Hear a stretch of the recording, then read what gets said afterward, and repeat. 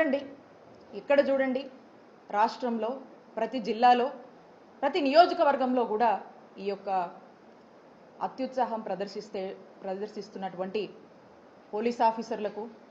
అధికారులకు and especially అన్యాయంగా అక్రమంగా ఇలాంటి ఇల్లీగల్ కేసులు పెట్టి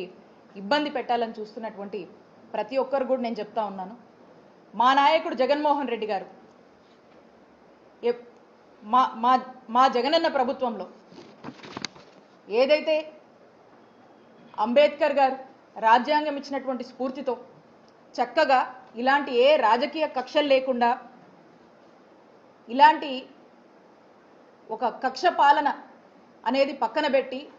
పార్టీలు కూడా చూడకుండా చక్కటి ప్రజాసేవ, ప్రజలందరూ అన్ని వర్గాల వాళ్ళు మెచ్చేటువంటి ఒక ప్రజాపాలన, ప్రజాసేవని, ఒక గుడ్ గవర్నెన్స్ ఇచ్చినటువంటి నాయకత్వం జగన్మోహన్ రెడ్డి గారు వహించారు ఈ రాష్ట్రంలో. అదే అంబేద్కర్ గారు ఇచ్చినటువంటి రాజ్యాంగ స్ఫూర్తితో ఈ అత్యుత్సాహం చూపిస్తున్నటువంటి పోలీస్ ఆఫీసర్లు, అధికారులు ప్రతి ఒక్కరు కూడా మీ ఇష్టానికి అత్యుత్సాహం చూపించి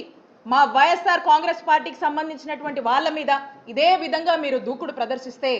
అదే అంబేద్కర్ గారి రాజ్యాంగ స్ఫూర్తితో మిమ్మల్ని ఖచ్చితంగా అకౌంటబుల్ చేస్తాము, ఖచ్చితంగా చట్టం ముందు మిమ్మల్ని దోషులుగా నిలబెడతామని తెలియజేసుకుంటున్నాను. ఎల్లకాలం ఇదే ప్రభుత్వం శాశ్వతం కాదు, ఎల్లకాలం ఇదే ప్రభుత్వం శాశ్వతం కాదు. ఇదే టీడీపీ పాలన ఉంటుందనేటువంటి మబ్బుల నుంచి బయటకు వచ్చి మానవత్వంతో మీ యొక్క ఉద్యోగం ఏంటి, మీ యొక్క బాధ్యత ఏంటి, మీ యొక్క ఉద్యోగ ధర్మం పాటించమని మీ అందరినీ కూడా ఒకసారి హెచ్చరిస్తా ఉన్నాము.